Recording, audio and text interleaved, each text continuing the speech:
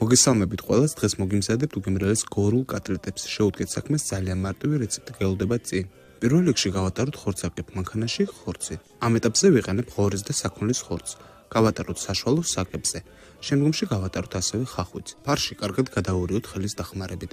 შემდგომში მოვათავსოთ ისევ ხორცაკებ მანქანაში და გავატაროთ კიდე მინიმუმ 2 ჯერ, რათა მივიღოთ ერთგვაროვანი სტრუქტურის ფარში. დავწყოთ ფარში შეკმაზვა, დავუმატოთ მარილი, შავი პილპილი, ასევე დავუმატოთ ქინძი, ძირა, ნიორი და ცოტაოდენი ქუნდარი. ქუნდარი აუცილებელია ხელში შევასრისოთ.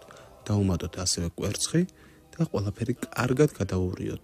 ფარში უნდა მოიზილოს დაახლოებით 10 წუთის განმავლობაში. სასურველია ხორცი დაიბეკოს. შემდგომში დავამატოთ ზეთი და ისევე ყველაფერი კარგად გადავურიოთ. დავასვენოთ მაცივარში 3 საათის განმავლობაში. ეხლა კი მოვამზადოთ უგემრიელესი საწებელი. საწებლისთვის დაგჭირდება ჰაინსის უგემრიელესი კეჩუპი. კეჩუპს დავუმატოთ მარილი, ქინძი, ასევე ყვითელი ყვავილი, ცოტაოდენი შავი პილპილი, უცხო სუნელი და ნიორი. ყველაფერი კარგად გადავურიოთ. დავუმატოთ წვრილად დაჭრილი ქინძი, ისევე ყველაფერი გადავურიოთ და საბოლოოდ დავუმატოთ ადუღებულ გაგრილებული ცივი წყალი. გადავურიოთ და ჩავდოთ მაცივარში მინიმუმ 1 საათით, რათა გემოები გაჭდეს. ეხლა კი მოვამზადოთ უგემრიელესი პიურე. პიურესთვის დაგჭირდება მოხარშული კარტოფილი. ჩავჭყლიტოთ კარტოფილი, შემდგომში დავამატოთ გემოვნებით მარილი, რძე და რა თქმა უნდა არაჟანი. ასევე დავუმატოთ ცოტაოდენი კარაქი. ყველაფერი კარგად გადავურიოთ და შევათბოთ, რათა გახდეს ერთგვაროვანი სტრუქტურის პიურე. აი ესეთი არაჩვეულებრივი პიურე მივიღეთ.